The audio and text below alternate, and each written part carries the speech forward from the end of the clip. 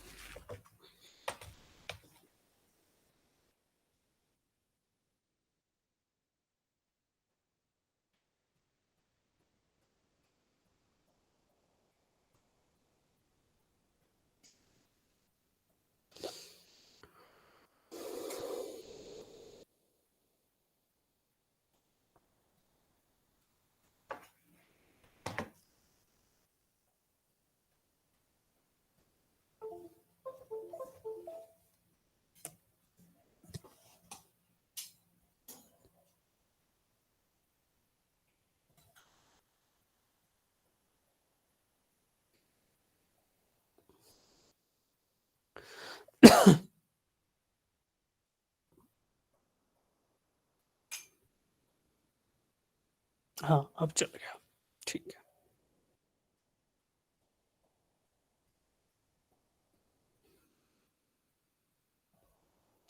ठीक है, तो अभी देखेंगे लॉज़ ऑफ मोशन, ऐसे नियम जो हर एक रिजिड बॉडी को फॉलो करने रहेंगे to change its states of motion. State of motion या तो रेस्ट से मोशन में जाए या मोशन से रेस्ट में आए। ठीक है? तो बिफोर डिस्कसिंग हम एक बार फोर्स पे डाल लेते हैं नज़र। फोर्स क्या होता है? It refers to a push और पुल, यानी हम किसी चीज को खींचे या फिर किसी चीज को पुश करें, उसको बोलते हैं फोर्स। ठीक। फोर्स क्या क्या कर सकता है? It can change a state of rest to motion, rest से रुकी हुई चीज को मोशन में डाल सकता है। मोशन में कोई ऑब्जेक्ट है तो उसको रेस्ट पे ला सकता है।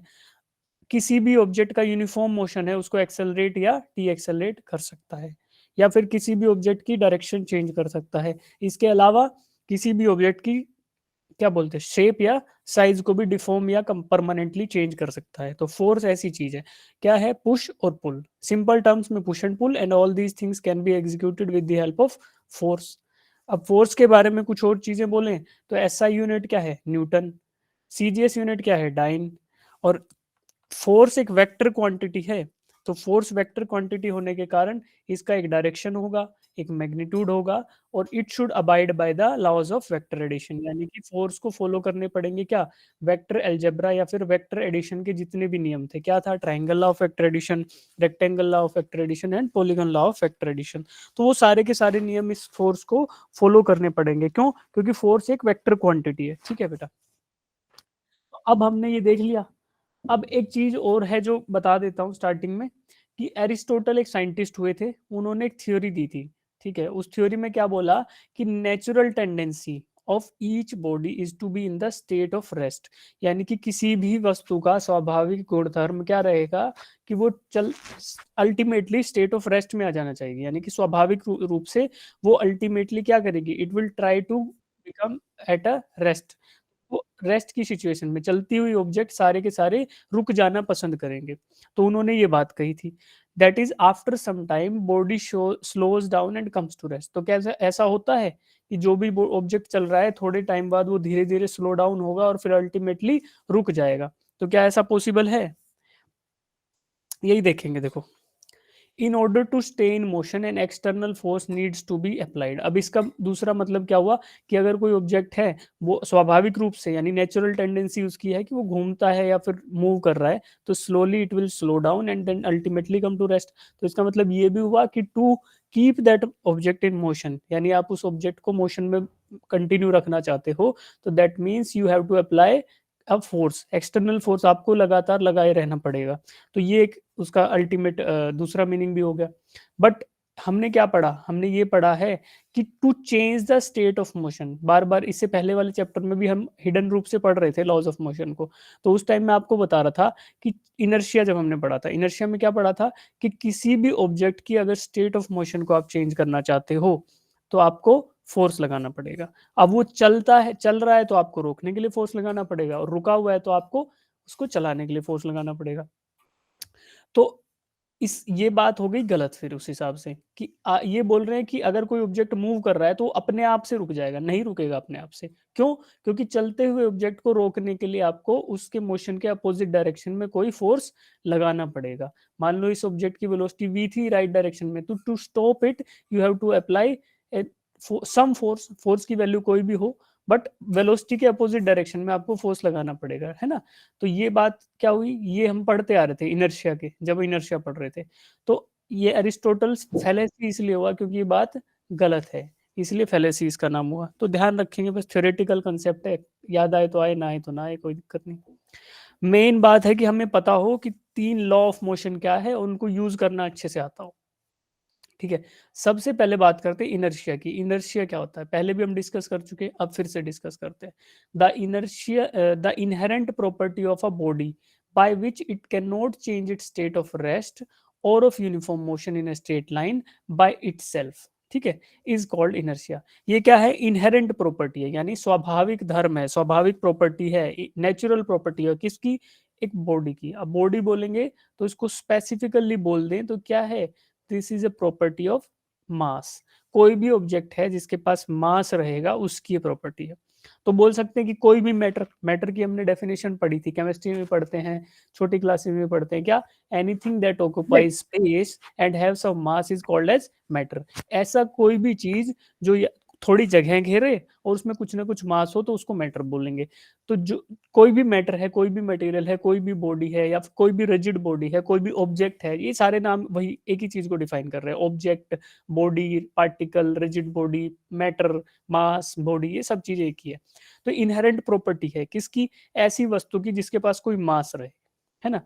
उस क्या है कि ये खुद से चेंज नहीं कर सकता अपनी स्टेट ऑफ रेस्ट को या uniform motion in straight line. क्या?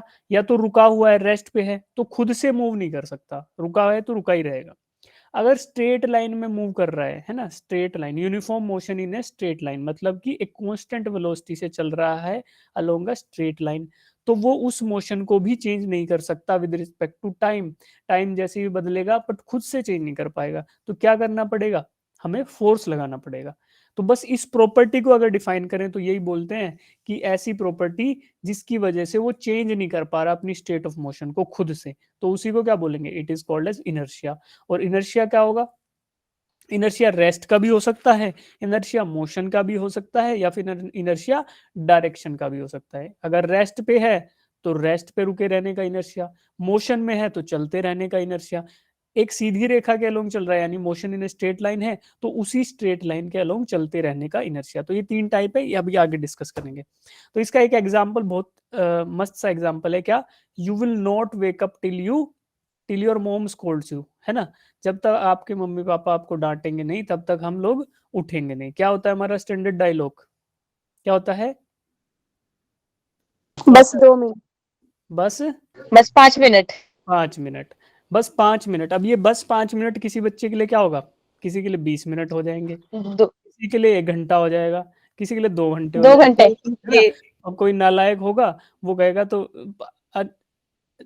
अनिश्चितकालीन, है ना, कि वी डोंट नो कि हम कब उठेंगे, बट ठीक है जाओ यार, तुम्हें नहीं पता, ऐसे बोलते हैं ना रोज। तो ये क्या है? ये हमारा लेजीनेस का इनर्शिया है। It is our this is your inertia of laziness, यानी कि हम सुस्त हैं, आलसी हैं, उसका इनर्शिया है ना, हम नहीं उठना चाहते। तो अब सर्दियों में इनर्शिया हमारे पे कुछ ज्यादा ही अप्लाई होता है।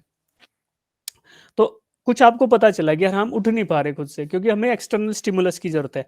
क्या स्टिमुलस है? कुछ बच्चों को जिनका 5 मिनट में हो जाता है, अच्छे बच्चे हैं, उनको बस ये बोलने भर की जरूरत है कि बेटा उठ जाओ, सुबह हो गई। कोई बच्चे नालायक टाइप के मेरे जैसे, उनको ये जरूरत है कि जब तक डांट ना पड़े या फिर मार ना पड़े तब तक तो हम नहीं छोड़ेंगे अपने स्टेट ऑफ लेजीनेस को। तो बस वही इनर्शिया हमारा है, ठीक है। वैसे ही साइंटिफिकली नहीं है, हम लोग फिजिक्स में नहीं पढ़ते लेजीनेस को, बट आपको समझाने के लिए बोल दिया मैंने ऐसा। अब आगे बढ़ते हैं। अब 3 टाइप ऑफ इनर्शिया को देखते हैं। क्या-क्या इनर्शिया हो सकते हैं, मैं पहले बताया आपको। इनर्शिया ऑफ रेस्ट हो सकता है, इनर्शिया ऑफ मोशन हो सकता है और इनर्शिया ऑफ डायरेक्शन हो सकता है। अब एक-एक करके इनको समझते हैं। देखो, अगर कोई ऑब्जेक्ट रेस्ट में है, if a object is in rest it will try to remain in rest. Rest वाला ऑब्जेक्ट रेस्ट में ही रहना चाहता है। इसका एग्जांपल क्या है, मानो आप बस में बैठे हो, है ना, बस में सब लोग आराम से बैठे हैं और ड्राइवर एकदम से बस चलाकर एकदम से स्टार्ट करता है, तो क्या हमें पीछे झटका लगता है? हम सीट की तरफ पीछे धकेले जाते हैं ना अपने आप से। तो हमारी बॉडी क्या कर रही थी, our body was trying to maintain its inertia of rest, but बस जो थी वो एकदम से चल पड़ी, तो हम वहीं रेस्ट पे रह गए और बस आगे चल गई, इसलिए हमें लगा पीछे की तरफ झटका। जैसे आप देखो यहाँ पे बस चल रही है और बैलून थे, यहाँ पे एयर ड्रैग मत कैलकुलेट करना, एयर ड्रैग भूल जाओ। वैसे एयर ड्रैग की वजह से भी पीछे जाएंगे ऑब्जेक्ट, बट एयर को नेग्लेक्ट कर दो, उसके बावजूद भी ये बलून्स जो है वो पीछे जाएंगे थोड़ी देर के लिए, उसके धीरे धीरे वापस आ जाएंगे, है ना, अगर कोई रेस्टोरिंग फोर्स रहा तो, नहीं तो पीछे रहेंगे। तो वो इनर्शिया की वजह से ऐसा होगा। दूसरा केस क्या हो सकता है कि हम किसी वेलोसिटी से चल रहे थे और अचानक से ब्रेक लगा दिया गया, तो फिर क्या होगा, जैसे इस जिराफ की गर्दन मुड़ रही है ना, ऐसे ही हम लोग भी आगे झुक जाते हैं। ये सब हमने डे टू डे लाइफ में सबने एक्सपीरियंस किया है। तो उसको क्या बोलेंगे, इनर्शिया ऑफ मोशन। कि an object moving with some velocity tries to maintain that velocity, है ना, unless there is external unbalanced force is applied on it। बाहर से कोई लगने वाला ऐसा फोर्स जिसकी वजह से एफ नेट की वैल्यू नॉन जीरो आए, यानी कि अनबैलेंस्ड होना चाहिए। बाहर से लगने वाला फोर्स अनबैलेंस भी होना चाहिए, तभी क्या होगा, इनर्शिया ऑफ, उसको क्या बोलेंगे उसको, कि आप इनर्शिया की पोजीशन, इनर्शिया की स्टेट को चेंज कर सकते हो। और थर्ड क्या है, अगर कोई ऑब्जेक्ट स्ट्रेट लाइन में मूव कर रहा है, if an object is moving in straight line, तो आपको उसको मोड़ने के लिए क्या करना होगा, मोड़ने के लिए भी आपको कोई ना कोई फोर्स लगाना पड़ेगा। तो ऑब्जेक्ट जो है उसकी टेंडेंसी क्या रहती है, uniform motion along a straight line, यानी कि कांस्टेंट वेलोसिटी से मोशन होगा, and that too with with on a that too on a straight line. तो स्ट्रेट लाइन पे चलते रहने की टेंडेंसी होती है। इसका एग्जांपल क्या होता है, देखो, सब लोग साइकिल चलाते हैं, आप में से कुछ बच्चे बाइक भी चलाते होंगे। तो जैसे हम लोग स्पीड, अपना साइकिलिंग की स्पीड बढ़ा देते हैं, तो उस टाइम मोड़ना, जैसे हैंडल पकड़ा हुआ है उसको मोड़ना थोड़ा टफ होता है ना। या फिर किसी ढलान पे जा रहे हो, मान लो कि आप किसी चले और ढलान पे आपकी साइकिल काफी अच्छी वेलोसिटी गेन कर गई, तो क्या होगा, उसको अचानक नहीं मोड़ सकते। रुकी हुई साइकिल को आप पूरा हैंडल मोड़ दोगे, लेकिन चलती हुई साइकिल है, अच्छी खासी स्पीड पे है, तो उसको मोड़ना टफ होगा। क्यों? क्योंकि वो अपना इनर्शिया मेंटेन कर रही है अलोंग अ स्ट्रेट लाइन, और आप उसमें फोर्स लगाओगे उतना ही फोर्स आपको लगाना पड़ेगा, है ना। और इसके अलावा भी बहुत सारी चीजें होंगी, जैसे हम आपको पढ़ाएंगे सर्कुलर मोशन में बैंकिंग ऑफ रोड वगैरह, तो वहां पे सेंट्रिपिटल सेंट्रीफ्यूगल वो सब फोर्सेज लगेंगे, वो जाहिर सी बात है। बट एक कॉमन एग्जांपल के तौर पे सोचो कि जब हमारी साइकिल कुछ स्पीड में होती है तो हम मोड़ते हैं उसको, तो हमें फोर्स ज्यादा लगाना पड़ता है, ठीक। तो ये बोलते हैं इनर्शिया ऑफ डायरेक्शन। सीधी रेखा में चलते हुए ऑब्जेक्ट सीधी ही रेखा के अलोंग चलता रहना चाहेंगे जब तक कि उन पर कोई बाहरी फोर्स ना लगा दिया जाए, है ना। अनबैलेंस भी होना चाहिए और बाहर से लगने वाला होना चाहिए। तो जैसे मानो स्ट्रेट लाइन में जा रही थी कार, इसको इधर लेफ्ट साइड में मोड़ना है, तो आपको इसके परपेंडिकुलर कोई फोर्स लगाना पड़ेगा। बस यही है इनर्शिया ऑफ डायरेक्शन। अब देखो, आपको थोड़ा एक इंट्रो दे देता हूं कि क्या बात होगी यहाँ पे। न्यूटन के 3 लॉ है, सबको पता है, फर्स्ट लॉ, सेकंड लॉ और थर्ड लॉ। फर्स्ट लॉ क्या बात करता है, it gives A qualitative idea of force, है ना, क्वालिटेटिव एस्पेक्ट ऑफ फोर्स, यानी कि बोलता है कि फोर्स जैसी कोई चीज होती है जिसको आपको लगाना पड़ेगा to change the state of motion. दूसरा बोलता है it offers quantitative measure of force, ये बताएगा कि कितना फोर्स लगाना पड़ेगा। पहला तो कहेगा कि फोर्स लगाना पड़ेगा, ठीक। दूसरा बताएगा कि कितना फोर्स आपको लगाना पड़ेगा, और थर्ड बताएगा कि it assets that single force does not exist, ये बात करता है कि फोर्स हमेशा पेयर में एग्जिस्ट करेंगे, अकेला फोर्स कभी भी नहीं पाया जाएगा नेचर में। यानी कि third law will talk about action and reaction forces. तो वो बात होगी क्या, कि it will be the forces will be found only in the pairs. तो ये बात होगी थर्ड लॉ। पहला बताएगा कि फोर्स नाम की कोई चीज होती है and we need to apply force to change the state of motion. दूसरा बताएगा कि कितना फोर्स लगाएं तो कितना चेंज आएगा, और थर्ड बताएगा कि फोर्स कभी भी अकेला नहीं पाया जाएगा, ठीक। सबको क्लियर है इतना? Yes yes sir.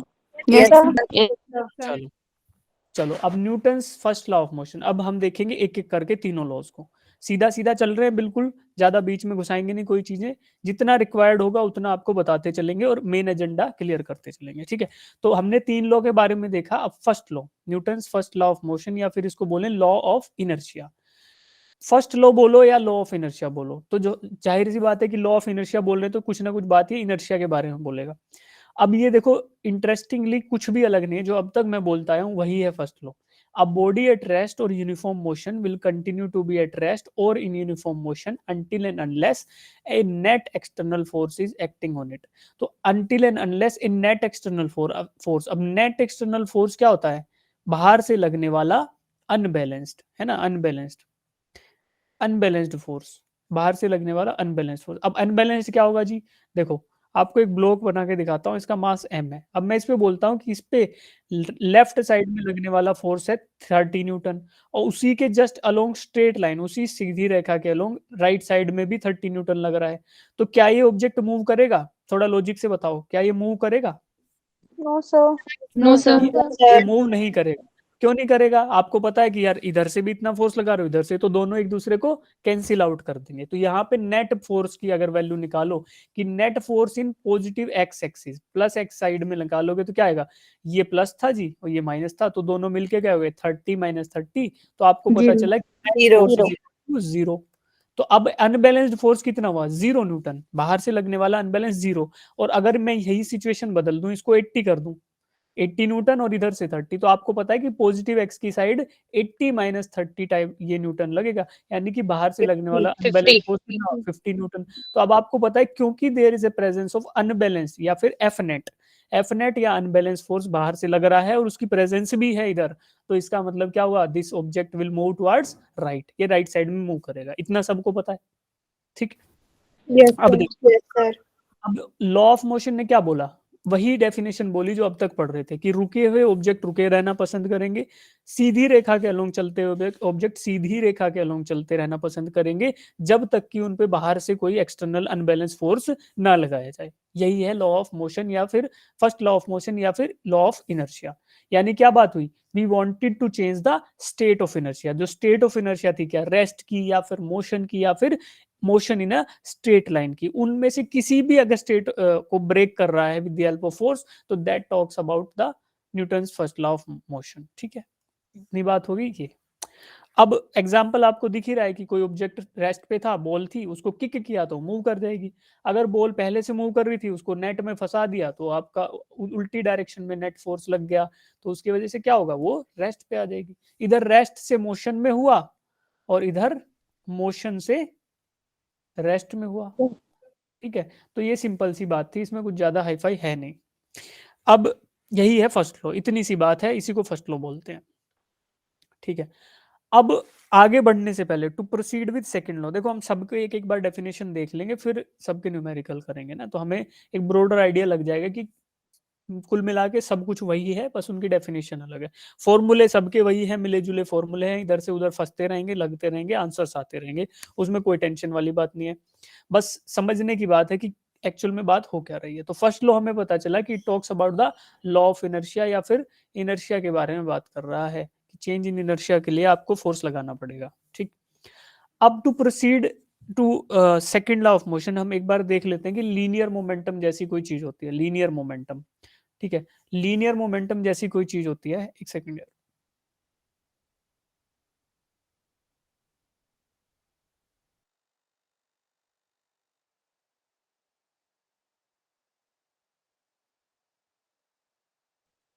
हाँ, तो to proceed to second law of motion क्या करेंगे हम?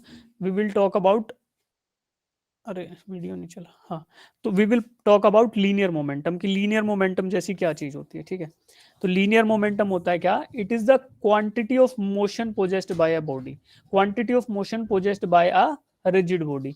कोई भी वो ऑब्जेक्ट है उसके द्वारा पोजेस किया गया क्या? मोशन। कि कोई ऑब्जेक्ट मोशन कर रही है बट कितना उसमें मोशन कंटेंट प्रेजेंट है। अब ये देखो बहकी बहकी बात है, मोशन का मतलब क्या हुआ कि कुछ कितना मोशन प्रेजेंट है, कुछ नहीं। मोशन का मतलब क्या होता है, something that is changing its position with respect to time. तो अब आप चेंज कर रही है, या तो चेंज करेगी या नहीं करेगी। चेंज कर रही है मतलब मोशन में, नहीं करेगी मतलब रेस्ट पे है। तो लेकिन फिर भी थोड़ा सोच के देखो कि क्वांटिटी ऑफ मोशन क्या कहना चाह रहा है, कि कौन कितने प्रबल तरीके से मूव कर रहा है, कौन कितने इंटेंसिटी से वो मूव कर रहा है, यानी कि आपको रोकने में किसमें ज्यादा ताकत लग जाएगी। जिसको रोकने में जितनी ताकत लग जाएगी वही उतनी क्वांटिटी ऑफ मोशन को कैरी कर रहा है ना। क्रूड सेंस में बोल सकते हैं कि कोई ऑब्जेक्ट धीरे से गिर रहा है या धीरे से, मान लो आगे से आ रहा है एक साइकिल लेके कोई बंदा, तो उस साइकिल को पकड़ के रोकना इजी है, ठीक है। गाड़ी आ रही है ढलान पे ऐसे लुढ़कते हुए, उसको रोकना टफ है। तो आप ये बताओ कि किस में क्वांटिटी ऑफ मोशन ज्यादा हुआ, गाड़ी में कि बस साइकिल में? बताओ, गाड़ी में कि साइकिल में गाड़ी में। क्वांटिटी? गाड़ी में। गाड़ी में हुआ। जाहिर सी बात है कि गाड़ी में। अब देखो वो आपको सेंटेंस समझ आएगा कि क्वांटिटी ऑफ मोशन का मतलब क्या हुआ है, कि जिसको रोकना या जिसको चलाना ज्यादा मतलब टफ है। अब उसी का उल्टा देखो कि साइकिल को धक्का मारना इजी है और गाड़ी को धक्का मारना टफ है, क्योंकि वो उतना ही मोशन कंटेंट अपने अंदर स्टोर कर सकता है। तो उसी का पैरामीटर क्या है, लीनियर मोमेंटम। और मैथमेटिकली देखोगे तो it is the product of mass and velocity. जिसकी जितनी वेलोसिटी उतना उसका मोशन कंटेंट। तेज, मान लो एक छोटी ये बॉल है, ठीक है, ये बॉल आपके पास धीमे से फेंकूं तो आराम से रुक जाएगी, और इतनी तेज फेंकूं जोर से तो टफ देर से रुकेगी, या आपको चोट भी कर सकती है। तो दिस मीन्स की वेलोसिटी जितनी ज्यादा उतना उसमें मोशन कंटेंट ज्यादा। अगर हल्की बॉल फेंकूं सिर्फ एक वेलोसिटी v से, तो उसको रोकना आसान। और इसी का पत्थर फेंकूं इतने इतने ही साइज का, उतनी वेलोसिटी से, मान लो 10 मीटर पर सेकंड से बॉल फेंकी और 10 मीटर पर सेकंड से पत्थर फेंका, तो क्या हुआ, पत्थर को रोकना टफ, यानी कि मास ऑफ पत्थर वाज ग्रेटर। तो जिसका मास ज्यादा उसका भी मोशन कंटेंट ज्यादा, जिसकी वेलोसिटी ज्यादा उसका भी मोशन कंटेंट ज्यादा। तो इसका मतलब क्या हुआ, momentum is a mathematical product of mass and velocity. और दूसरी बात हमें पता चली कि लीनियर मोमेंटम, जिसको हम p से डिफाइन करते हैं, वो वेलोसिटी के डायरेक्टली प्रोपोर्शनल है एंड मास के भी डायरेक्टली प्रोपोर्शनल है। तो देखो क्यों है कि जिसकी वेलोसिटी ज्यादा उसका लीनियर मोमेंटम ज्यादा, तो मतलब डायरेक्टली प्रोपोर्शनल। जिसका मास ज्यादा उसका भी लीनियर मोमेंटम ज्यादा, इसका मतलब यहाँ भी डायरेक्ट प्रोपोर्शनलिटी का क्या आ रहा है, डायरेक्ट कोरिलेशन आ रहा है। तो आप क्या करोगे, यू नो दीज थिंग्स। अब इसके बाद हम क्या ट्राई करेंगे कि ये डायरेक्टली प्रोपोर्शनल है, ठीक है। अब एक चीज और देखो यहाँ पे कि p, linear momentum p, linear momentum को हम p से डिफाइन करते हैं, लीनियर मोमेंटम को, ठीक है, स्मॉल p से। क्या हो रहा है यार, मैं k क्यों बना दे रहा हूँ, हाँ, स्मॉल p से। अब ये है क्या, product of mass and velocity. अब इनमें देखो मास एक स्केलर क्वांटिटी है, ठीक है, और वेलोसिटी एक वेक्टर क्वांटिटी है। तो एक स्केलर और एक वेक्टर का, हम जब वेक्टर्स पढ़ रहे थे, तो जब एक स्केलर और एक वेक्टर आपस में मल्टीप्लाई होते हैं तो हमें क्या मिलता है, एक वेक्टर क्वांटिटी मिलती है। खाली उसका मैग्नीट्यूड जो है, जो वेलोसिटी v रहेगी उसका एक मैग्नीट्यूड रहेगा, एक डायरेक्शन रहेगा। तो जो उसका मैग्नीट्यूड पार्ट है that will be modified by multiplication of a scalar quantity. यानी मास मान लो 5 किलो से मल्टीप्लाई किया 10 मीटर पर सेकंड को, तो क्या हुआ, 50 हो गया मैग्नीट्यूड, बट डायरेक्शन वही रही जो उसकी पहले थी, है ना। मैं आपको बोलता हूँ कि object is moving in velocity ये प्लस एक्स एक्सिस की तरफ मूव कर रहा है, कितनी से, 10 मीटर पर सेकंड से। इसको बढ़ा दो कितने से, 5 गुना मल्टीप्लाई कर दो, तो क्या हो जाएगा, 50 मीटर पर सेकंड हो जाएगा, बट डायरेक्शन वही रहेगी। दिस मींस कि वेक्टर का केवल डायरेक्शन कंपोनेंट चेंज नहीं होगा, जो उसका मैग्नीट्यूड पार्ट है उसको मॉडिफाई कर देगा, क्या, ये मास। तो इसीलिए आपको ये पता चला कि जो है, इसे पता तो पहले ही चल गया था कि मास और वेलोसिटी का मल्टीप्लिकेशन है, दैट मींस कि linear momentum is a vector quantity.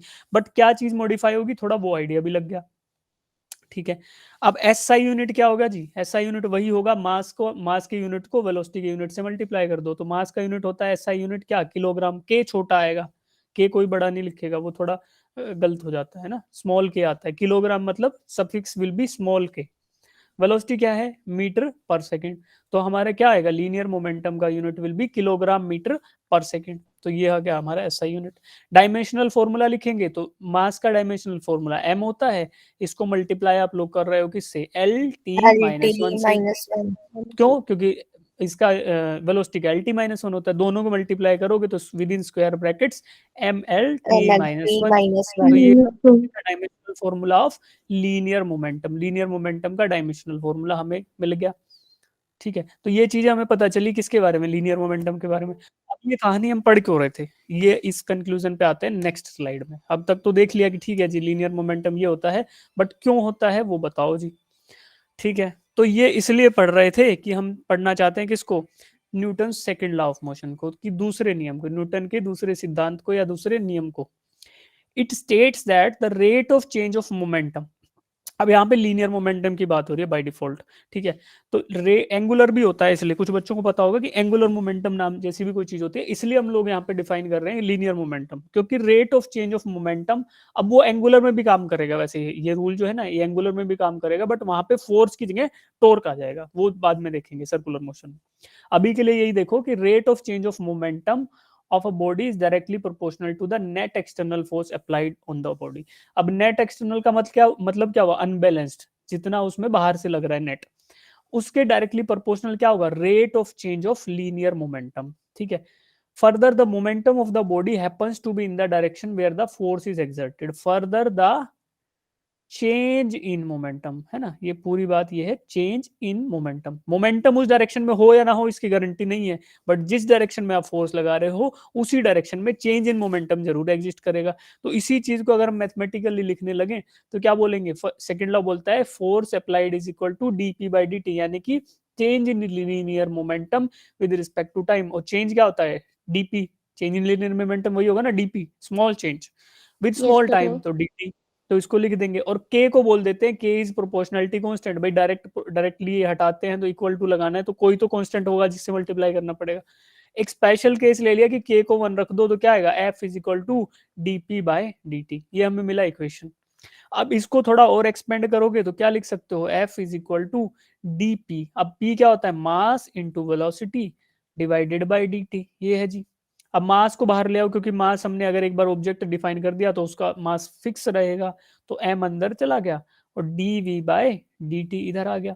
तो dv बाय dt यानी change in velocity with respect to time क्या होता है, एक्सेलरेशन, तो मास Acceleration. तो यहाँ से क्या आया, force is equal to mass into acceleration. और यही क्या है, ये दूसरा स्वरूप आ गया, ये दूसरा फेस आ गया किसका, Newton second law of motion का, कि न्यूटन के दूसरे सिद्धांत का दूसरा चेहरा क्या है, force is equal to mass into acceleration, और पहला चेहरा क्या है, force is equal to change in linear momentum with respect to change in time, यानी F is equal to DP by D T, पहली इक्वेशन ये है और दूसरी इक्वेशन ये है, सीधी सी बात है। बाकी ये तो क्या है, ये तो सिंपल सी बात लिखी है कि अगर हल्के हो तो कम फोर्स लगाना पड़ेगा, भारी हो तो ज्यादा फोर्स लगाना पड़ेगा, क्यों, क्योंकि force is equal to mass into acceleration होता है, तो फोर्स मास के डायरेक्टली प्रोपोर्शनल है ना, तो इसलिए हुआ कि कम कम समान है तो कम फोर्स, या फिर गिवन फोर्स है तो एक्सेलरेशन ज्यादा, हल्के ऑब्जेक्ट पे अगर आप 10 न्यूटन का फोर्स लगाओगे तो ज्यादा एक्सेलरेट करेगा, भारी ऑब्जेक्ट पे 10 का लगाओगे तो स्लोली एक्सेलरेट करेगा। तो बात वही आ जाती है, F equals to mass into acceleration. अब तक समझ आया सबको, Yes, Yes. yes, sir. ठीक है। Yes, sir. Yes, sir. अब बढ़ते हैं आगे, ये हो गया सब, ये तो बातें आपको बता दी मैंने। अब नेट फोर्स है, ये हम पहले ही डिस्कस कर चुके हैं, ये एक घोड़ा है, इस पे नेट फोर्स बताओ क्या आएगा जी, 10 newton in plus x direction, मैं ये बना देता हूँ आपके लिए, क्या बोलते हैं, लीजेंड बोलते हैं ना इसको, x and y, x is on the rightward direction, तो क्या हुआ 10 newton in plus x direction, या फिर 10 आई कैप, ठीक है। तो ये आपका फोर्स आ गया नेट फोर्स इस पे। तो बस यही था कि पहले हमने कर लिया तो अभी छोड़ देते हैं, F net is equal to 30 minus 20 10 newton towards right, यानी टुवर्ड्स राइट मतलब हमारे हाथ की सीधी, और वही मैंने एक्स मान लिया तो आई कैप भी लिख दिया इधर, तो ये सबको आता है, ठीक है। अब बढ़ते हैं आगे, अब थोड़ा फैक्ट चेक कर लेते हैं आपको क्या क्या समझ आया। तो before we proceed any further, you just have a look into these 4 statements, और आप लोग अपने एक बेसिक आइडिया अपने दिमाग में इनके लिए आंसर्स रेडी कर लो। आपको 1 या 2 मिनट का टाइम देता हूं मैं, 2 मिनट का टाइम लो, 3 मिनट का लो आराम से, इनके बारे में सोचो, इन तीनों क्वेश्चन चारों क्वेश्चंस को पढ़ो, सोचो कि क्या पूछना चाह रहे हैं, और फिर अपने आंसर्स रेडी रखो। जिन जिन के बाद पास किसी भी एक का आंसर अगर दिमाग में आ गया तो आप हैंड रेज कर लेंगे ताकि मैं आपसे पूछ सकूं, है ना। तो चारों क्वेश्चंस को पढ़ो, और आइडियली तो आप चारों का ही आंसर कर पाओगे, तो वो एक बार देखो क्या कितने कर पाते हो, आप ट्राई करो, सेल्फ टेस्टिंग करो कि कितने आप आंसर्स कर पाते हो।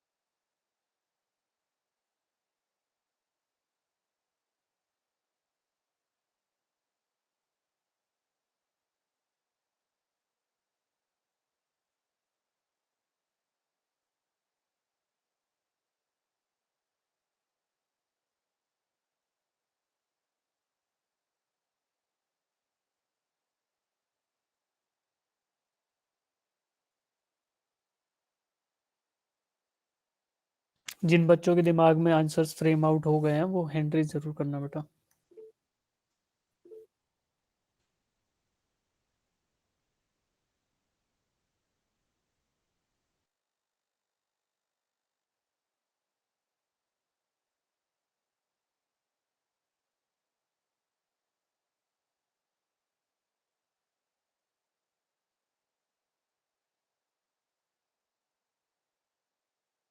शाबाश। अब हम एक एक नाम, मैं आपका नाम लूंगा, पहले आप बताओगे कि कौन से क्वेश्चन का आप आंसर दे रहे हो और उसके बाद आप आंसर देंगे, ठीक है। पायल बताओ बेटा।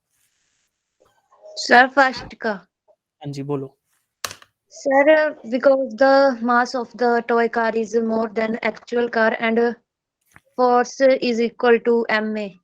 ठीक है, आपने थोड़ा उल्टा बोल दिया बट लॉजिक ठीक था कि mass of a actual car is more than the toy car, और इसलिए जिसका मास ज्यादा उसके लिए आपको फोर्स ज्यादा लगाना पड़ेगा, ठीक है। तो इसलिए आपका इनर्शिया, मास का क्या है, देखो मास, इनर्शिया जो है, इनर्शिया का कंटेंट कौन बताता है हमें, लीनियर मोमेंटम, है ना। पी हमें बताता है कि कितना उसमें इनर्शिया का कंटेंट है, तो जिसका मास ज्यादा होगा उसका इनर्शिया ज्यादा होगा। This means to change the state of, भाई क्या होता है, force is equal to dp by dt, अभी पढ़ा। तो आपको फोर्स जिसमें ज्यादा उसमें लगाना पड़ेगा जिसका मोमेंटम ज्यादा है, और मोमेंटम किसका ज्यादा होगा, जिसका मास ज्यादा है। तो टॉय कार हल्की होती है इसलिए कम फोर्स लगेगा, तो उसका स्टेट ऑफ जो वो है, चेंज द स्टेट है ना, स्टेट ऑफ मोशन जिसका चेंज करना इजी होगा क्या, टॉय कार का। क्यों, क्योंकि इसका मास कम है और एक्चुअल कार का मास ज्यादा है, ठीक है। सानिया बताओ बेटा। सर लास्ट क्वेश्चन किया सर, बताओ मतलब लीनियर मोमेंटम कांस्टेंट है तो सर नेट फोर्स 0। ठीक है, अगर लीनियर मोमेंटम कांस्टेंट है, देखो ये वही बात हो गई क्या, force is equal to DP by D t होता है, तो force is equal to change in linear momentum with respect to time. अब चेंज इन लीनियर मोमेंटम तो तब होगा ना जब चेंज होगा ये, अगर आपने बोल दिया कि मोमेंटम कांस्टेंट है मतलब कि P1 किसी पॉइंट पे है और P2 दूसरे T2 पॉइंट पे, ये T1 पे था और ये T2 पे, जब टाइम T1 से T2 चेंज हो गया तो मेरा लीनियर मोमेंटम चेंज हुआ ही नहीं, क्योंकि P1 P2 बराबर थे, तो वैल्यू यहाँ रख दो, क्या P2 minus P1 divided by T2 minus T1। अब T2 माइनस T1 तो चेंज हुए हैं, ये तो मुझे पता है, और P2 माइनस P1 क्योंकि ये दोनों बराबर थे तो ऊपर आ गया 0 डिवाइडेड बाई नीचे क्या आएगा T2 माइनस T1।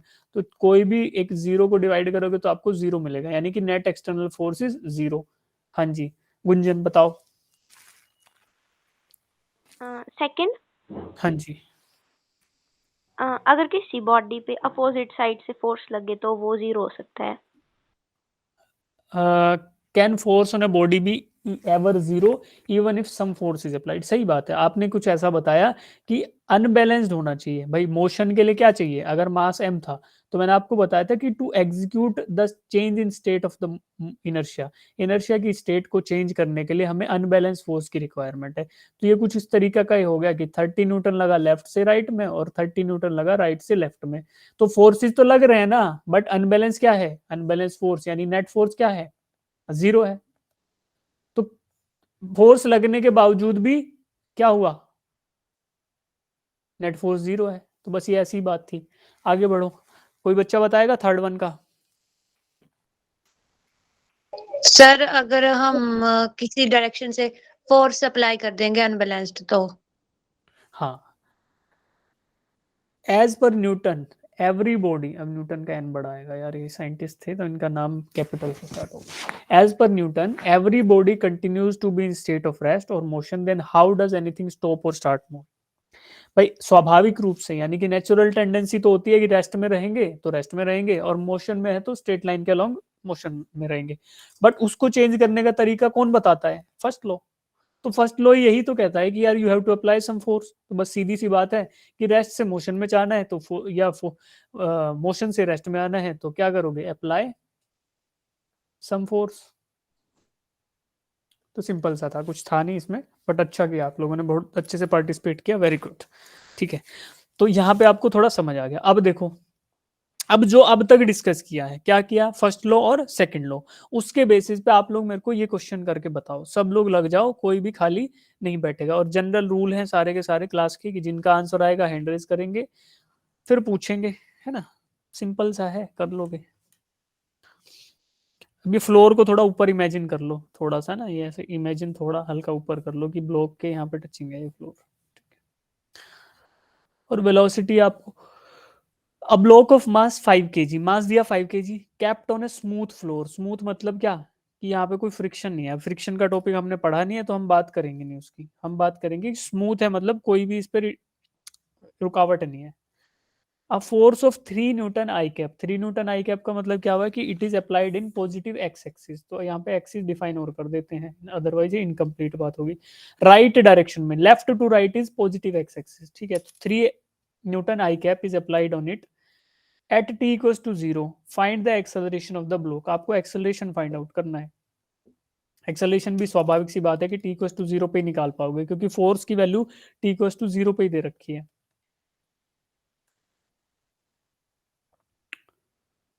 देखो फर्स्ट लॉ से होता है तो उससे करो, सेकंड से होता है तो सेकंड से। फर्स्ट से तो कोई न्यूमेरिकल होगा नहीं, पहली बात है, क्योंकि वो क्वालिटेटिव एक्सपेक्ट बताता है कि you have to apply some force to change the state. बाकी सेकंड लॉ बताता है कि rate of change of linear momentum is equal to force. उसी को डिराइव करके क्या किया था, इतना टाइम का नहीं है भाई question. Force is equal to mass into acceleration, हमने ये फाइंड आउट किया था ना। तो क्वेश्चन में आपको मास दिया है 5, एक्सेलरेशन निकालना है, फोर्स दिया हुआ है, तो करो कैसे करोगे। Acceleration will be equal to 3/5 metre per second square. Direction क्या होगा, जिस डायरेक्शन में फोर्स लग रहा है, यानी कि 3/5 आई कैप।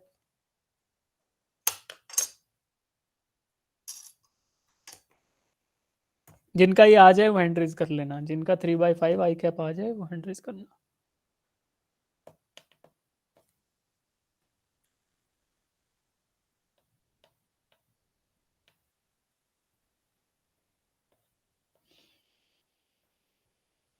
कर लो भाई, सिंपल सा है। Force is equal to mass into acceleration, बस वैल्यू पुट कर दो, इसके बाद तो कुछ बचा ही नहीं इसमें। जो बच्चे ये भी नहीं करना चाहते उनको मैं कैसे सेलेक्ट कराऊंगा। Force is equal to mass into acceleration. Selection की तो गारंटी किसी की नहीं होती भाई, सिलेक्शन की गारंटी उस बच्चे की होती है जो, बताओ किसकी गारंटी होती है कोई बताएगा। सर मेहनत या लक। नहीं नहीं, मेहनत या लक तो नहीं है, वो तो चलो जनरल बातें होंगी। जो बच्चा जितने ज्यादा क्वेश्चन करेगा, सॉल्व करेगा। एग्जाम हॉल से बाहर जितने ज्यादा क्वेश्चन जो कर लेगा वो ही सेलेक्ट हो जाएगा। सिंपल सा है, ज्यादा कुछ है नहीं इसमें, ठीक है। तो अब देखो वैल्यूज बताने के बाद, फॉर्मूला बताने के बाद भी नहीं कर रहे हैं, उनका भगवान मालिक है भाई, ठीक है। अच्छी बात है, काफी सारे बच्चे पार्टिसिपेट कर रहे हैं, बड़ा अच्छा लग रहा है। आज मंडे का इफेक्ट है शायद, तुम लोगों को एक छुट्टी मिल जाती है तो चार्ज हो जाते हो, ठीक है। अब देखो, अब हम देखेंगे ग्राफिकल, कि ग्राफिकली क्या हो रहा है इसके साथ। Graphical representation of second law of motion. तो सेकंड लॉ ऑफ मोशन हमें क्या बताता है, force is directly proportional to acceleration, ठीक है, और force is directly proportional to mass. Force is equal to mass into acceleration, यही है सेकंड लॉ।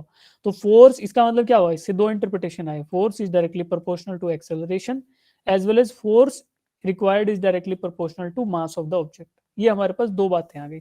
तो पहला देखो, summation of F mag. F mag क्या होता है, मैग्नीट्यूड ऑफ फोर्सेस का summation. This means this does not mean anything apart from F net, कि नेट फोर्स कितना है, बस ये इतनी सी बात बोल रहा है। ये डायरेक्टली प्रोपोर्शनल होगा average acceleration of the object के। तो डायरेक्ट प्रोपोर्शनलिटी कौन सा बताता है, स्ट्रेट लाइन ग्राफ। हम पढ़ रहे थे तो आपको याद होगा y is equal to mx plus c। ये क्या है, स्ट्रेट लाइन की इक्वेशन है। y is directly proportional to x and the proportionality constant is m। भाई देखो क्या बोलते हैं, y is directly proportional to x। अब आपको इसको रिप्लेस करने के लिए क्या करना पड़ेगा, y is equal to some constant into x। अब हमारे यहाँ पे क्या है, m है। m क्या होता है, m होता है जी ये स्लोप। सब याद है, भूल गए, सर यार याद। धुआं धुआं याद होगा, कोई बात नहीं, उतना ही काफी है। तो आपको पता चला कि f इज इक्वल टू, अरे चल जा भाई, हाँ, f is equal to, sorry, f is directly proportional to acceleration. तो डायरेक्ट प्रोपोर्शनलिटी स्ट्रेट लाइन से मिलती है, सीधी सी बात है। एक एक्सिस पे फोर्स है जी और दूसरे एक्सिस पे एक्सेलरेशन है, तो फोर्स डायरेक्टली प्रोपोर्शनल से है, मतलब स्ट्रेट लाइन ग्राफ आएगा, बस इतनी सी बात। आगे बढ़ते हैं। Mass of the block is inversely proportional to acceleration. मान लो मैं आपको एक फोर्स, गिवन फोर्स दे देता हूँ, आपको फोर्स की कोई वैल्यू दे देता हूँ, तो उस केस में आप क्या बताओगे कि मास जितना ज्यादा होगा, मान लो 10 न्यूटन का फोर्स दे दिया, अब उस 10 न्यूटन के फोर्स को 1 ग्राम पे लगाओगे तो उसका एक्सेलरेशन ज्यादा आएगा, और उसी 10 न्यूटन के फोर्स को 1 टन पे लगाओगे तो शायद मूव ही ना करे, है ना। और स्मूथ सरफेस है तो मूव तो कर जाएगा, मान लो फ्रिक्शन होगी तो नहीं करेगा, बट स्मूथ सरफेस है तो 10 न्यूटन से मूव जरूर करेगा, बट उसका डेफिनेटली एक्सेलरेशन उतना नहीं होगा जितना 1 ग्राम का था या 10 ग्राम का था। तो सीधी बात क्या हुई कि जितना मास ज्यादा उतना एक्सेलरेशन कम। तो इसी को मैथमेटिकली डिफाइन कर रहे थे इनवर्स फंक्शन से, है ना, y is equal to 1/x से। याद करो, बैक जाओगे वापस तो क्या होगा, y is equal to 1/x। तो ये क्या हुआ, इधर एक्सेलरेशन है उधर मास है, तो मतलब क्या हुआ, जब जब आप मास की वैल्यू बढ़ाते जाओगे, मान लो यहाँ पे मास है ज्यादा तो इधर एक्सेलरेशन की वैल्यू आपको बहुत कम मिली। अब मास कम होगा, मास कम मतलब इधर मास एक्सिस पे थोड़ी कम वैल्यू, मतलब एक्सेलरेशन ज्यादा है। तो ये क्या हुआ, इनवर्स रिलेशनशिप। और अक्सर सारे के सारे इनवर्स ग्राफ ऐसे ही पाए जाते हैं, इसलिए तो हमने पढ़ा था क्या ग्राफ्स, तो y is equal to 1/x वहां पे पाया गया था। ठीक है, तो ये हो गए दोनों ग्राफिकल। तो आपको पता चल जाएगा कि कभी ग्राफ दिखेंगे तो कैसे थोड़ा देखना है उनको। आगे बढ़ते हैं। अब मुझे एक बिगर क्वेश्चन है, ये सब लोग बता दो, फिर शायद हम लोग यहाँ क्लास को रोक सकते हैं। ठीक है, हमने आज अच्छा टारगेट पूरा किया, जल्दी जल्दी कर लिया सब।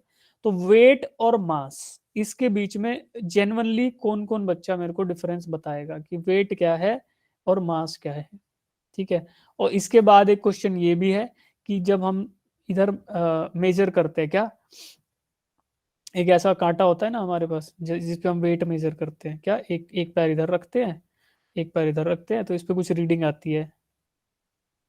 ठीक है, यस सर। और एक हमारे पास और बैलेंस होता है कांटा, तराजू जिसको बोलते हैं पुरानी भाषा में, वो ऐसा होता है। ठीक है, इस पे एक इधर होगा एक इधर होगा, और इधर आप रखोगे नॉन वेट को, मान लो आपने एक वेट रख दिया, ठीक है, 1 kg का। ठीक, और इधर रखोगे जो भी आपको उससे कंपेयर करना है, मतलब जो भी उसको, मान लो सेब रख दिए, संतरे रख दिए, आजकल संतरों का मौसम है तो संतरे रखेंगे हम। तो अब इधर क्या है, यहाँ पे सुई है, ठीक है, और इधर स्केल होगा, तो स्केल के ऊपर जो बिल्कुल वर्टिकली अलाइन हो जाएगी तो आपको क्या मिल जाएगा कि भैया दोनों चीजें बराबर है। तो मुझे आप 2 क्वेश्चन बताओगे, समझ आया ना सबको, वेट क्या है और मास क्या है, पहला क्वेश्चन। दूसरा ये कि जब इस तराजू नंबर 1 से मेजर कर रहे हो तो क्या मेजर कर रहे हो, और तराजू नंबर 2 से मेजर कर रहे हो तो क्या मेजर कर रहे हो। ठीक है, बताओ कौन बच्चा बताएगा, वो खाली हैंड रेज रखो, फिर मैं एक एक करके पूछूंगा। हाँ जी समृद्धि, अरे अरे अरे भाई देखो, जो बच्चे हर बार पार्टिसिपेट कर रहे हैं उनको मैं थोड़ा चाहता हूँ कि कुछ और बच्चे भी आए। गीतांजलि आप बताओ, बाकी हैंड रेज रखो, कोई नहीं बता पाए तो आपसे पूछेंगे जो हर बार बताते हैं। गीतांजलि बताओ, क्या बताओगे इनमें से, जो भी आपको समझ आता है। क्वेश्चन भी आपकी चॉइस का, आंसर भी आपकी चॉइस का। तो मैंने 2 चीजें पूछी कि वेट क्या होता है, या तो ये बता दो सर वेट की चीज होती है, डेफिनेशन लिखी हुई है। मास बता दो कि मास क्या होता है, और पहले नंबर तराजू से क्या तोलोगे और दूसरे से क्या तोल रहे हो, ये बता दो। समझ तो आया ना, फर्स्ट और सेकंड बैलेंस तो सबको क्लियर है ना, कि तराजू तो देखे हुए ना सबने ये वाले। Yes sir. हाँ, तो अब बताओ गीतांजलि।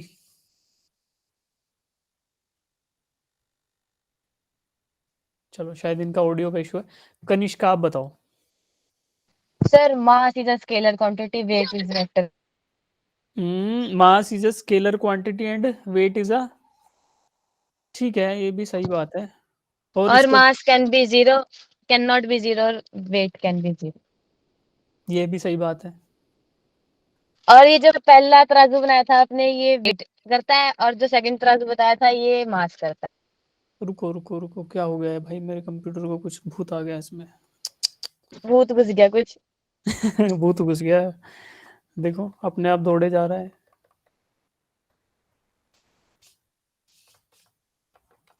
रुको, हाँ, पहले तराजू से, हाँ। पहले से वेट और दूसरे से मास। बैकग्राउंड से वॉइस आ रही है क्या मेरे यहाँ से? No sir. नो नहीं आ से रही ना, बेटा इंटरनेट का कुछ इशू होगा। मैंने तो माइक भी लगा रखा है, नॉइस कैंसिलेशन भी लगा रखा है, बट हाँ अभी मैंने वेरीफाई के लिए कोई दूसरा डिवाइस ज्वाइन नहीं कर रखा, तो आप लोगों पे रिलायबल हूँ मैं, क्या बताओ। ठीक है, नहीं आ रही तो बेटा जिनको आ रही है उनके साइड इशू होगा, तो कुछ गलत बता दिया, चलो कोई बात नहीं। और कोई ट्राई करेगा? कनिष्का। तनिष्का नहीं कनिष्का। हाँ कनिष्का ही बोला है बेटा, कनिष्का वैद। सर जो पता था बता दी। अच्छा तुम ही बता रही थी क्या अभी? ठीक है ठीक है ठीक है ठीक है। शानवी आप बताओ। सर हम मास को इनर्शिया से मेजर कर सकते हैं और वेट को फोर्स से। सही है, शाबाश, बहुत अच्छी बात है, बिल्कुल क्रिस्प शब्दों में। और बताओगे कुछ? सर इतना ही पता। ठीक है, टीना आप बताओ। सर मास 0 नहीं हो सकता और वेट 0 हो सकता है। हाँ ठीक है, वेट 0 हो सकता है और मास 0 नहीं हो सकता, है ना। कोई ऑब्जेक्ट है तो उसका मास 0 नहीं हो सकता। वैसे तो क्या है, बिना ऑब्जेक्ट का मतलब कोई ऑब्जेक्ट नहीं तो 0, बट हाँ बोल सकते हैं कि मास 0 नहीं हो सकता और वेट 0 हो सकता है किसी गिवन ऑब्जेक्ट या गिवन रिजिड बॉडी या गिवन पार्टिकल के लिए। ठीक है जी, अब देखते हैं समृति धीमान, बताओ बेटा। सर मास के पास मैग्नीट्यूड होता है। मैग्नीट्यूड तो सबके पास ही होगा, मैग्नीट्यूड तो। सर और हाँ सर वेट के पास बताओ मैग्नीट्यूड भी होगा, डायरेक्शन भी होगी। ठीक है, वो वेक्टर और स्केलर वाली बात हुई, ठीक है। अब देखो, अब पूछते हैं वेक्टर मास का तो हो गया फंडा क्लियर। अब फर्स्ट से क्या मेजर कर रहे हो और सेकंड से क्या? पायल बताओ, फर्स्ट वाले से क्या मेजर कर रहे हो आप लोग? फर्स्ट जो हमारे पास बैलेंस है उससे। सर फर्स्ट से मास और दूसरे से वेट। ठीक है, फर्स्ट से मास और दूसरे से वेट, ठीक है। और कोई बताएगा? सानिया। सर फर्स्ट से मास और सेकंड से वेट। शाबाश, बिल्कुल सही है। बाकी कोई बच्चा बच गया जिनका मैंने नाम नहीं लिया अभी? टीना से पूछ लिया, सानवी से, सबसे पूछ लिया। गीतांजलि बोल नहीं पाई थी। गीतांजलि अभी अवेलेबल हो तो बताओ बेटा। ठीक है, कोई बात नहीं। तो देखो, मोटा मोटी बात सबने बता दी कि सर वेट एक वेक्टर क्वांटिटी है, मास एक स्केलर क्वांटिटी है, ये सब है, वो सब है, सब है, ठीक है, कोई बात नहीं। अब वेट के बारे में पता है कि it is the force experienced by a body due to gravity near the surface of some bigger object. Bigger object क्यों? देखो, अब हमने यहाँ प्लेनेट क्यों बनाया? स्वाभाविक सी बात है, शायद ये आपको अर्थ जैसा लग रहा होगा कि ये कोई प्लेनेट है, उसके सरफेस पे कोई ऑब्जेक्ट है, तो उसका जो फोर्स लगेगा डाउनवर्ड डायरेक्शन में वही क्या है? वेट है, ठीक है। तो अब ऐसा क्यों होता है? आपको ग्रेविटेशन थोड़ा याद दिलाता हूं, जिन बच्चों ने पढ़ा होगा ग्रेविटेशन, उसमें फॉर्मूला होता है G m1 m2 upon r square, divided by r square. है ना। अब देखो r जो है ना, ये r2 क्यों हो गया भाई? बड़ी दिक्कत है यार। हट। चल इसको काट ही देते हैं, रबड़ नहीं आ रहा तो। हाँ, अब g जो है ना, इसको बोलते हैं यूनिवर्सल ग्रेविटेशनल कांस्टेंट, और इसकी वैल्यू इतनी कम होती है, इतनी कम होती है। क्यों कम होती है? जब हम चार फंडामेंटल फोर्सेस पढ़ रहे थे, क्या क्या था? Electromagnetic, gravitation, weak nuclear and strong nuclear. तो उन चारों फोर्सेस में आपको पता है कि सबसे कमजोर गरीब फोर्स कौन सा था? ग्रेविटेशन। जिसकी वैल्यू सबसे कम रहेगी वो ग्रेविटेशन है। इसीलिए इसी कारण की वजह से जो ग्रेविटेशनल कांस्टेंट है ना, यूनिवर्सल ग्रेविटेशनल कांस्टेंट, उसकी जो वैल्यू आपको मिलती है दैट इज वेरी लेस। तो वो कम होने की वजह से क्या होता है? वो वैल्यू कम होने की वजह से क्या होगा? जो आपको नेट वैल्यू मिलेगी ना फोर्स की, वो उसके लिए एप्रिशिएबल वैल्यू, यानी कि कुछ गिनने लायक, लगाने लायक या कैलकुलेट करने लायक वो वैल्यू तभी होगी तब आपका एक मास जो है ना, इनमें से कोई भी, वो बहुत लार्ज हो जाए। यानी कि मास ऑफ अ प्लेनेट, अर्थ का मास तो काफी सारा है ना, तो अगर आप जी से मल्टीप्लाई करोगे उस वैल्यू को, तो आपको एक एप्रिशिएबल या फिर एक कैलकुलेट करने लायक इज्जतदार वैल्यू मिलेगी। अदरवाइज तो ये फोर्स की वैल्यू भी गरीब रह जाएगी, तो उसको कैलकुलेट ही नहीं करेंगे भाई। ऐसा देखो, हम बातें कर रहे हैं 1000 न्यूटन की, और वहां पे कोई फोर्स आके बोले कि मैं भी प्रेजेंट हूँ, तो क्या बोलोगे इसको? क्या बोलोगे? बोलोगे क्या? गरीब। नहीं नहीं नहीं, ये बोलेंगे, थोड़ा अंग्रेजी में बोलेंगे, नेग्लेक्टेड, है ना। तो क्या करेंगे? इस वैल्यू को हम लोग नेग्लेक्ट कर देते हैं। अम्यूमन में, फिजिक्स में करते हैं ना यार। गरीब तो हम खुद भी हैं यार, मैं भी गरीब हूँ, हम में से मैक्सिमम बच्चे गरीब ही हैं, तभी तो ये कर रहे हैं। पढ़ना चाहिए, अमीर लोग तो क्या है, नहीं पढ़ते, ठीक है। तो गरीब नहीं बोलेंगे हम, अपना अपमान करेंगे नहीं, तो हम बोलेंगे नेग्लेक्टेड, थोड़ा इंग्लिश में। तो नेग्लेक्टेड कर देते हैं छोटी वैल्यूज को। इसलिए देखो, वेट पे आते हैं वापिस। अभी कंप्यूटर पढ़ाने नहीं दे रहा यार। हाँ, वेट पे आते हैं। वेट क्या होता है? किसी भी हेवनली ऑब्जेक्ट, यानी जो बिगर ऑब्जेक्ट होगा उसके पास कैलकुलेट होने वाला, जनरल सेंस में। अदरवाइज तो it is the attractive gravitational attraction between any two masses, तो वो भी वेट ही काउंट होगा, ठीक है। जिसका कैलकुलेट कर रहे हो तो उस पर जो फोर्सेज लग रहे हैं उनको बता दो, दैट इज वेट। अब मास क्या होता है? मास मैंने आपको बताया था, it is the representative of matter. कि मैटर है तो मतलब क्या, it has some mass and some volume, तो मैटर को रिप्रेजेंट करने के लिए मास बोला जाता है। अब मैटर तो यूनिवर्सल एंटिटी है ना यार, आप अर्थ पे जाओ, मून पे चले जाओ, सन पे चले जाओ, कहीं भी चले जाओ, स्पेस में चले जाओ, तो मास ही रहेगा, हाइड्रोजन हाइड्रोजन ही रहेगी अनलेस रिएक्ट करे ना करे। तो हाइड्रोजन हीलियम लिथियम हम सब लोग पढ़ते हैं, तो कोई भी अगर मैटर कंटेंट है, कोई भी मास है, तो वही रहेगा, आप कहीं पे ले जाओ। तो that is the representative of some matter content. अब ये दोनों चीजें अलग अलग हो गई, ये फंडा क्लियर। अब तराजू की बात करते हैं। तराजू में आपको पहले वाला दिख रहा है, तो इसमें देखो आप लोग क्या हो रहा है कि सेब है वो भी डाउनवर्ड, इस पे कुछ, इसमें कोई मास है और उसका कोई फोर्स है, मान लो एफ ऑफ सेब एफ एस, और इसको बोल देता हूं F of weight F W.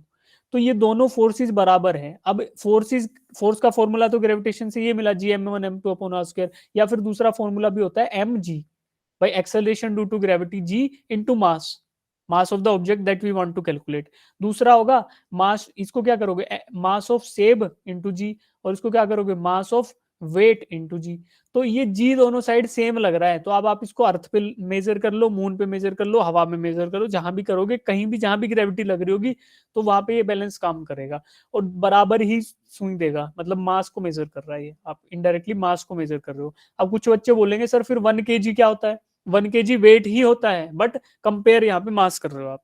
1 kg तो वेट ही है, 1 किलोग्राम मतलब क्या, क्या बोलते हैं उसको, 1 किलोग्राम फोर्स होता है ना, तो 1 kilogram force, generally 1 kilogram force की बात होती है जब हम 1 किलो का बट्टा रखते हैं ना, मास ही रख रहे हैं बट मेजर करने वाली बात है, या जनरल सेंस में बात करें तो 1 किलोग्राम फोर्स होता है। इस पे बाद में आएंगे जब हम लोग ग्रेविटी पढ़ेंगे, पूरा अच्छे से बताएंगे। और दूसरा क्या है, यहाँ पे केवल और केवल एक बंदा खड़ा हो रहा है, ठीक है, एक मास है, उसने कोई फोर्स लगाया, फोर्स किसके बराबर होगा, F is equal to mg।